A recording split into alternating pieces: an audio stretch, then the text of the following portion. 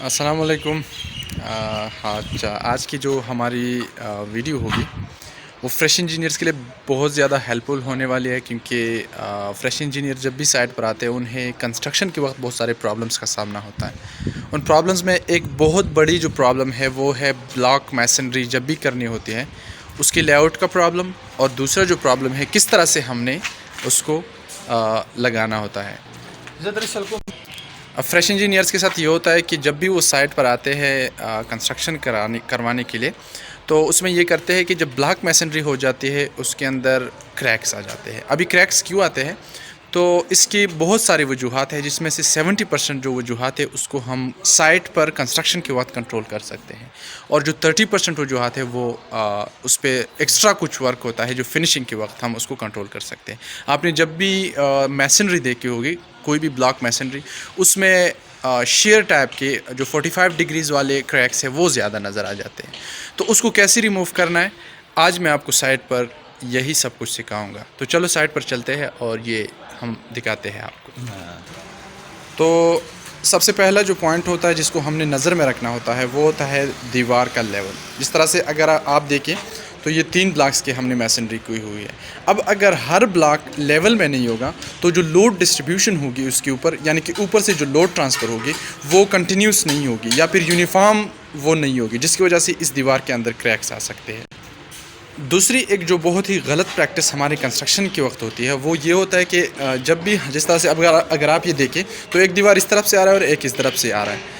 तो अगर आप इस दीवार को देखें तो इसको हमने कंटिन्यूस रखा हुआ है। ऐसा नहीं किया है कि हमने वो जिसको ट्रुथ बोलते हैं, जो नॉर्मली कंस्ट्रक्शन के वक्त हम छोड़ लेते हैं कि हम इस दीवार में एक ब्लॉक छोड़ लेते हैं और कहते हैं कि इसको बाद में करेंगे, ये पूरा दीवार उठा के उसको वहाँ पर छोड़ लेते हैं। तो ये एक गलत प्रैक्टिस है। हमने सबको कंटिन्यूस रखना होता है, और जब कंटिन्यूस रखेंगे तो इसका जो लेवल है वो मेनटेन रहेगा।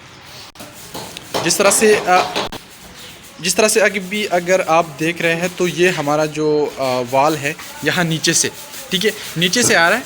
अब हमने ये जो ब्लॉक आपको नज़र आ रहा है ना, ये वाला, ठीक है, ये हमने लगा दिया है। इसके ऊपर ये जो वाल है इसके ब्लॉक्स आए हैं। अब हमने ये ब्लॉक लगाया। अब तीसरा ब्लॉक जो लगेगा, प्लीज़ इसको लगाए ज़रा, इसकी इस तरह से लेआउट होगी, ठीक है। ये हमने रख दिया और इस दीवार को हम कंटिन्यूस करेंगे, साथ में हम इस तरफ से इसको कंटिन्यूस करेंगे। तो ये एक प्रैक्टिस है जिससे हम अपने दीवार का जो लेवल है उसको मेंटेन रख सकते हैं। तीसरा हमारा जो होता है वो होता है यहाँ पर हम स्टील लगा देते हैं। अगर यहाँ पर जो जॉइंट है ना, जॉइंट्स पे हम ये स्टील लगा देते हैं। ये अगर आप देखें, इसको हम इधर रख लेते हैं और इस पर जो मोटर यहाँ पर लगा देते हैं, ठीक है, और वो उस मोटर के ऊपर हम जो अपना ब्लॉक होता है वो रख लेते हैं, ठीक है। अगर आप देखिए यहाँ पर आपको नज़र आ रहा होगा वो एक स्टील है, वो जितने भी आपके जॉइंट्स हैं जो कि बेंट हो रहा है वहाँ पर आपने स्टील 3 या 4 ब्लॉक्स के बाद लगानी होती है। अब अगर यहाँ पर आप देखें तो ये आपने स्ट्रक्चरल ड्राइंग्स के अंदर भी देखी होगी कि नोट्स में स्पेशली एक बात होती है कि जब भी आपने कॉलम्स के साथ दीवार को ऊपर उठाना है तो आपने 1 मीटर के बाद या फिर 1.5 मीटर के बाद यहाँ पर एक स्टील लगाना होता है, जो कि ऊपर से हम इसके ऊपर अपना ब्लॉक रख देंगे, ठीक है।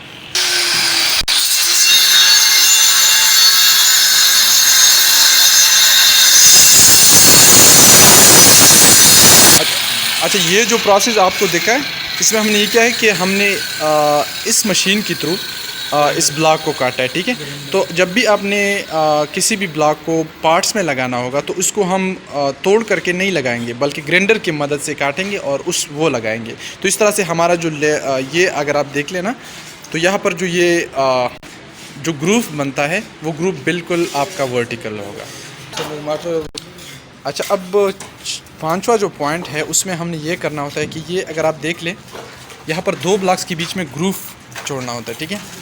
तो ये ग्रूव एनफ होना चाहिए, काफ़ी होना चाहिए, ताकि ये आधे इंच से 1 इंच के बीच में होना चाहिए, ताकि इसके बीच में जो हमने मोटर डाला है जो कि बाइंडिंग मटेरियल है वो काफ़ी आए और इन दोनों के बीच में जो बाइंड है वो सही बन सके। अब ये फिलिंग किस तरह से करनी है ये भी आप ज़रा देख लें कि प्रॉपर फिलिंग आपने इस तरह से करनी है। अच्छा, ये प्रॉपर फिलिंग हमने इस तरह से करनी होगी, ठीक है, सही तरह से। कभी कभी मिस्त्री ये कर लेते हैं कि इसके ऊपर छोड़ के इसको ऐसे ही जाने देते हैं, और वो जो बांड होता है ना, वो बांड प्रॉपर नहीं बनता। तो प्रॉपर बांड के लिए हमने इसको इस तरह से फिल करना होता है।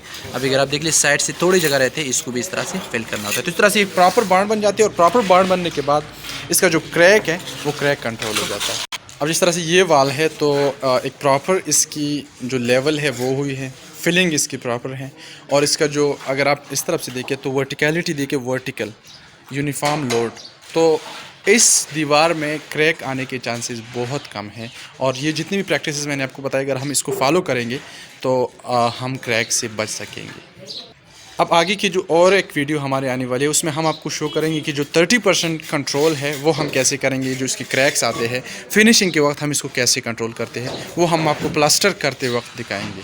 तो बी विद अस और हमारी वीडियोस देखते रहिएगा, तो आपको हमारे जो साइट की नॉलेज है वो शेयर होती रहेगी। Thank you.